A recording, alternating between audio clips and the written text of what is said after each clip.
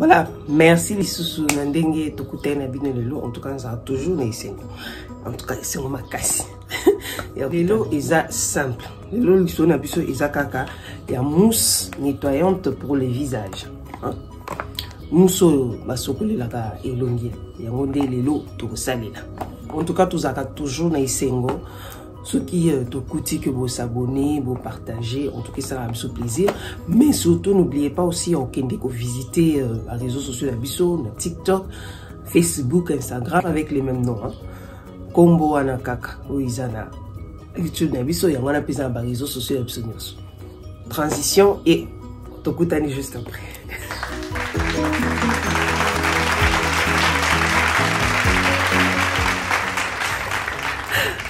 Voilà. Dès qu'on a dans le produit au salé là, il y a un oui, ça a mis bon. En tout cas, ils ont marqué il y a Iman, Iman Noble, Iman of Noble. Oui, ça y a, ils ont mis na amino acide, oui, ils ont mis bon na lavender.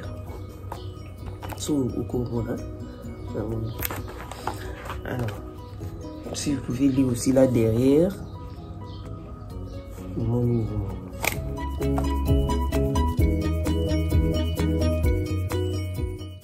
Voilà, Toko Zoabomoni est des modèles. Hein? En tout cas, les lots, il y a carton, il y a bleu. Au fond, la bien carton, il y a emballage. Au fond, il y a bimisa. Moi, bocal, il y a bomoni. Eza mulangi moi bouteille eza mulangi eza plastique na mutu nango toza na brosse nango eza na couvercle nango alors to banda pa kolongola couvercle wana bomoni brosse nanga brosse yango en tout cas faut battre la couvercle na bien brosse eza pété eza vraiment pété eza te ko eza makasi eza pété et puis sauf le bocal bomoni liquide yango liquide de mousse. Oh, tout ça, les a produits na 4. Alors, na kangi, il faut bien secouer. Ou secouer vraiment bien pour ebima bien. Et puis, il faut que tu place bien. Que tu place que non, ezala, nous voilà, mousse yangoana. Boboni mousse nanga. Alors, au coco, tu as na maboko boé, après aussi, au bandi au brosse. Mais, des fois, le problème est que maboko, non, faut au chocolat, non. Ezala propre parce que tu sais un microbe et que bébé ça est long d'où bon on a ba bouton et ça me tue pourquoi parce que ma boko ne ezala qui salité à chocolat qui a monté mais de préférence faut utiliser seulement la brosse ou la peau et permettre de nettoyer bien. Attention, ça la faut ça le mouvement circulaire hein malembe et puis juste au niveau il y a zone T na yo kaka aux zone T parce que pourquoi zone T ezalaka graisse et vanda zone T za au niveau à zolo zolo ti na katikata misu ti na mbunzu ti na se ya munoko en tout cas ça ka mouvement wana circulaire malem besoin nettoyer na yo malem ko frotter te babi te ko frotter brosse na wana ka lekisa ngo malembe et ko nettoyer comme il faut ce que ça na graisse. Pour nous sommes à la graisse makasi hein aux vraiment la graisse au consentir yo moko vraiment des brosses et zolongula graisse wana et puis de deux et qu'on permettre à ce que on nettoyer boy ba point noir ba tache noire au tozana wana et ko bima pour ba tache noire monsieur ça rappelle pour la salité muto sokola elongi bien te alors ba salité wana accumuler ba fond de teint biloko ebele à nettoyer n'unité c'est des maquilleurs pété dans ma produit alors épaisse à point noir or ce qu'on sait la brosse et permettre à ce que ma point noir wana est à la visible pour la facilité ya kolongola yango alors aujourd'hui la brosse no ozo continuer na le monde na zo sana au niveau zolo nanga en tout cas zone T wana nde faut vraiment bien nettoyer sans en graisse et aussi là. Et puis il permet au se démaquiller donc au démaquiller longuidon pourquoi il y a dit et ça là qu'un nettoyage il y a longi il y a visage en profondeur pour au même moment la 4 il y a bocal et ça n'a produit la 4 mousse pour nettoyer le visage alors aujourd'hui au bandit qu'on nettoyer Et imaginez que ça qui n'a fond d'état et permettre un peu que fond d'état est long parce que déjà ils ont produit la carte, ils ont nettoyé et puis il faut faire un mouvement jusqu'au cou parce que des fois tu as un fond d'état na biso qui takati na kingo. Alors aujourd'hui brosse na yo ou ba ça. Bon mona oh ebimé belé parce que ton gato la xabino ndenge koko fina maboko ou bien okoki connecté na brosse na yo.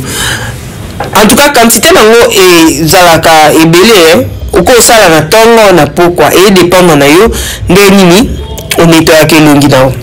Il faudra retenir que brosse eza personnel. Au koki ko multiplier en na batute eza personnel. Eza ka pona yo moko individuel. Donc au koko baté ko o ya salila non. Aujourd'hui on sait le mouvement de kana lobaki et qu'on nettoyer en tout cas et nettoyer en profondeur mousse ou peut produit et nettoyer vraiment en profondeur au qu'on sentir yo moko pona ok et sokwami pona vraiment sokwami bien et c'est le monde na bandeli sous au conseil la natongo au conseil na poko maman et ça la papa a koki pour sala. Mais attention dans l'obité que les sont pas bas à 12 ans moins à 13 ans au moins non. C'est très important, il faut que tu aies à coller la nina. Ils ont que oh accumuler ba produit belé pour bébé et longi. Hein? À partir de 18 ans, 17 ans, bon voilà, on peut utiliser. Aujourd'hui, on nettoie et longi na yo makasi. Na se ambanga awa pour un mot ba graisse pe vanda kana makasi ba c'est bon hein. Et vanda kana makasi aujourd'hui on nettoie de bon monanga. Omoni oza un mot otiki yango et ça neti kokauka. Tiki en montant et ça net pour produit et pénétrer déjà dans ta tige. Juste le mouvement que tu fais avec la brosse et faciliter pénétration et produit. Il y a un peu de zones nettoyées. L'option ça les modèle il y a Iman noble. La modèle les acapés et belé mais la robaki et dépend dans la milieu et sika aux ânes. Voilà. Alors ce qu'on ici qu'on nettoie le guinée, faut y que par après ce qu'il faut ozoa ok na maille propre au propre pour nettoyer et longi au propre et nettoyer et longi na yo comme il faut pour elongo la nyonso na par après ce qu'on a un savon au qui s'appelle savon pour na nettoyer les sous or ce qu'on dit bonté ce qu'on si sika ko sokola aux mafuta na yo crème na yo ou bien sérum na au pas lycée le matin la même chose tu fais le soir donc ça ne dérange pas et couper ça yo pour soit kitoko et puis teinture à kitoko.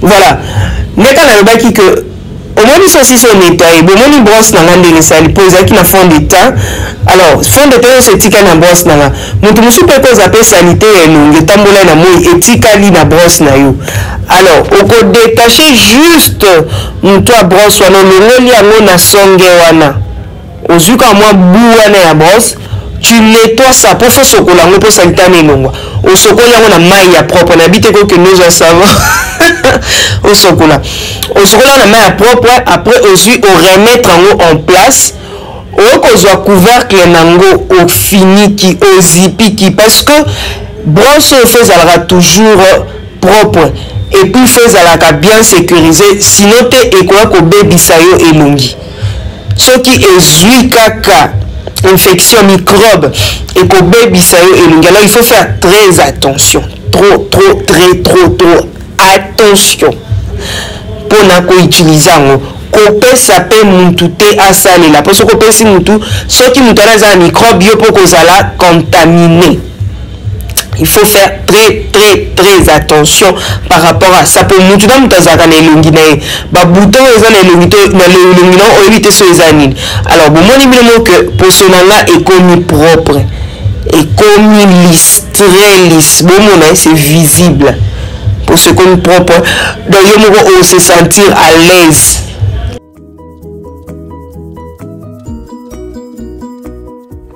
Voilà en tout cas oyo et qui parle en même ba mi bali pe ba ko nettoyer les longi et ça juste pour na on nettoyer les longi Moni muto zaka na ba graisse, ozana ba tempo, ozana ride, ozana ba couche. Vous voyez, hein, oui, ça là on a ça misu. Elongi comme un kaki. Alors, on a besoin au pesa moi à spinner elongi. Hein? Voilà. Oh, s'il vous plaît, bon, moi ça m'a été qu'on s'abonner et puis bon visiter Bissopé dans les réseaux sociaux parce que c'est très important. Le labino fort. Le labino fort. En tout cas, Mitouna et ya. En tout cas, soyez les bienvenus. Bande de Nabiso. Merci Nabino.